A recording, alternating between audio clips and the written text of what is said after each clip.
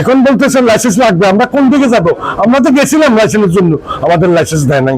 আমাদের receive copy আছে, আমাদের সবকিছু আছে, আমাদের 14টা লাইসেন্স আছে, অন্য লাইসেন্স, শুধু একটা লাইসেন্স নাই, আমাদের কোকের লাইসেন্স পাবো। এইভাবে একটা অমানবিক আচরণের মাধ্যমে কোটি কোটি টাকার ক্ষতি করে তারা দিয়ে আসছে। তারা সময় চেয়েছিল, সময় চায় নাই, সময় দেয় নাই, এবং তাদেরকে তাদের কোনো বক্তব্য শোনারও প্রয়োজন মনে করে নাই।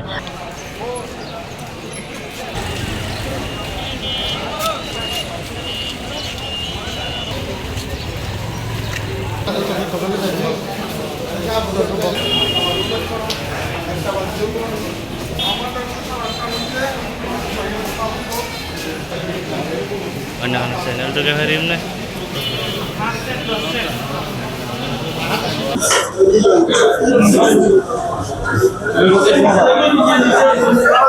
Itu kan anak kaya jenggot. সমস্যা যেভাবে আমরা আছি এই অবস্থায় গিয়ে হঠাৎ করে বিনা নোটিশে তাৎক্ষণিকভাবে গিয়ে আমাদের চেঞ্জ করাটা এটা আমাদের জন্য আমরা অনেক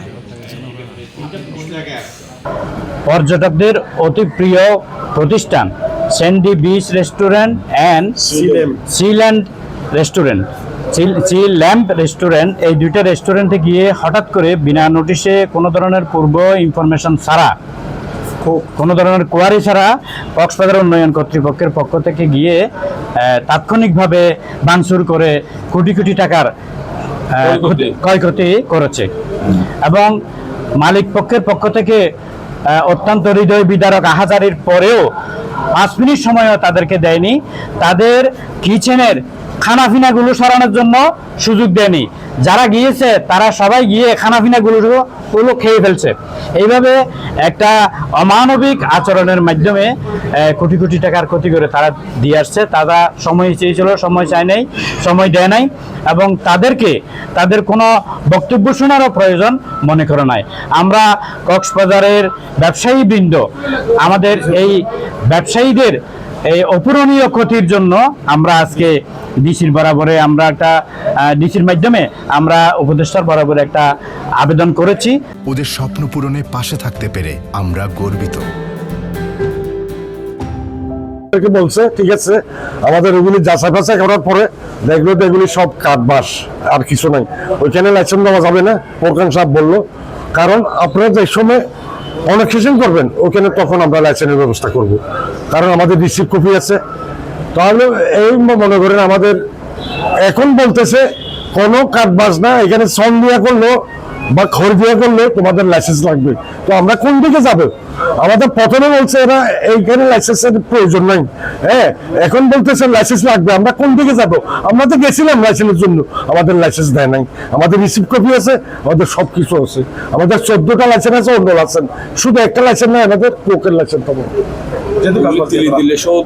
অনেক আজকে মনে করেন 16 বছর আমার বয়স, রেস্টুরেন্টের বয়স, হঠাৎ করে এসে আমার রেস্টুরেন্টটা ভেঙে দিল একদম হঠাৎ। কোনো অভিযোগ স্যার, আমাদের মূল দাবিটা হলো আমাদের হঠাৎ করে এসে আমার ঘুমেছিলাম, আমাদের ক্ষতিপূরণ দাবি, আর দেন কোনো এই যে কোনো কেউ এভাবে যেন না হয়, হ্যাঁ, এই যে জিনিসটা মনে করেন এই যে নোটিশ না করে হঠাৎ করে এসে আরেকটু ছিলাম। এগুলা যখন প্রতিষ্ঠিত হয় তখন কক্সবাজারে কোক আসে নাই, পর্যটকদের সেবা দিচ্ছে, পর্যটকদের নান্দিক আকারে পর্যটককে ঘোরাফেরা করে, তারা একটা আরাম আয়েসের জন্য, তারা একটা নান্দিক পরিবেশের জন্য, সৌন্দর্য ভূমণ্ডিত করার জন্য তারা নিজস্ব জমিতে, খতিয়ানভুক্ত জমিতে তারা সেখানে হোটেল করেছে।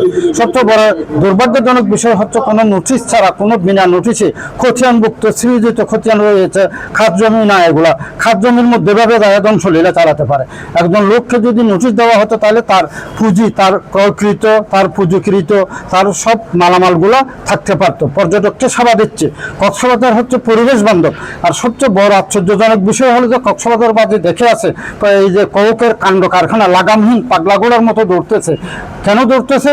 তাদের কোনো ঠিক ঠিকানা নেই, নিয়ম নীতি মানতেছে না। ইকু সেখানে পরিবেশ বান্ধব, পরিবেশবিহীন নয়, পরিবেশ বান্ধব হোটেল, বাঁশ দিয়ে, কাঠ দিয়ে, কোনো কংক্রিটের কিছু ব্যবহার করা, কোনো সিমেন্ট ব্যবহার করা হয় না, কোনো লোহা ব্যবহার করা হয় না, সম্পূর্ণ কিছু পরিবেশ বান্ধব নান্দনিকভাবে দিয়েছে। এটা অমানবিক হয়েছে। আমরা মাননীয় জেলার দায়িত্বশীল জেলা প্রশাসককে আমরা সেই কথাটা, সেই জিনিসটা আমরা বুঝিয়েছি, বুঝাতে আমরা সক্ষম হয়েছি। উনি ওনার বরাবরে, ওনার মাধ্যমে আমরা উপদেষ্টাকে আমরা স্মারকলিপি দিয়েছি। আমাদের অনুরোধ থাকবে কক্সবাজারের চেয়ারম্যান এভাবে আর যাতে হয়রানি করানো হয় মানুষকে, এভাবে আর যাতে হয়রানির আকারে তীব্র আকারে ধারণ না হয়। যদি হয়রানি বারবার করা হয় তাহলে কক্সবাজার শান্তপ্রিয় জায়গা, শান্ত মানুষ অশান্ত হয়ে উঠবে, তখন কক্সবাজার লাগামহীন হয়ে যাবে। পর্যটকরা কোথায় যাবে? তখন কঠোর আন্দোলনের হুঁশিয়ারি দিচ্ছে আমরা। এখানে একটা সংগঠন নয়, দোকান মালিক ফোরাম থেকে আরম্ভ করে, দোকান ফেডারেশন থেকে আরম্ভ করে, শ্রমিক কর্মচারী ঐক্য পরিষদ থেকে শুরু করে সব সংগঠন আমরা একত্রিত হয়েছে, মালিক সমিতি সবাই একত্রিত হয়েছে। আমার অনুরোধ থাকবে কৌককে পরিবেশ বান্ধব হোটেলগুলাকে, হোটেলে যাওয়ার আগে তাদেরকে নোটিশ দেওয়া হোক, তাদেরকে ডাকা হোক, হোটেলের মালিকদের, শ্রমিকদের, বিভিন্ন যে সংগঠন রয়েছে সে সংগঠনকে দেখে আলোচনা করে কক্সবাজারকে সুন্দরভাবে সাজাতে হোক।